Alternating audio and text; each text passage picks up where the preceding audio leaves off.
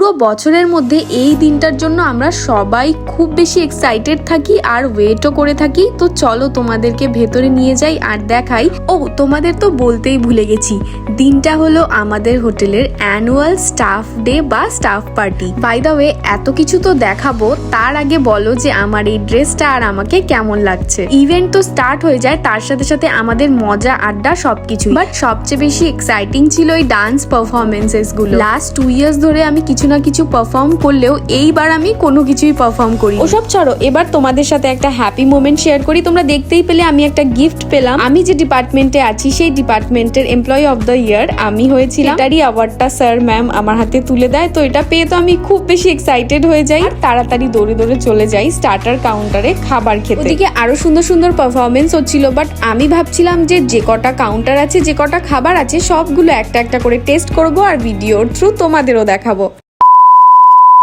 Prize distribution হয়ে যাবার পর আমরা সবাই মিলে অনেক ফাটিয়ে নাচ করি, এনজয় করি অ্যান্ড দেন চলে যাই ডিনার করতে। আরে তোমরা এখন ডিনার মেনুটাও দেখবে? ঠিক আছে, দেখে নাও। চিকেন, মাটন অনেক কিছুই ছিল, বাট আমি যেহেতু মাটন খাই না তাই আমি চিকেনই খেয়েছিলাম। এখানে সবাই আড্ডা মারতে মারতে আমরা খাই, আর তোমরা ভিডিওটা লাইক করে দাও। টাটা।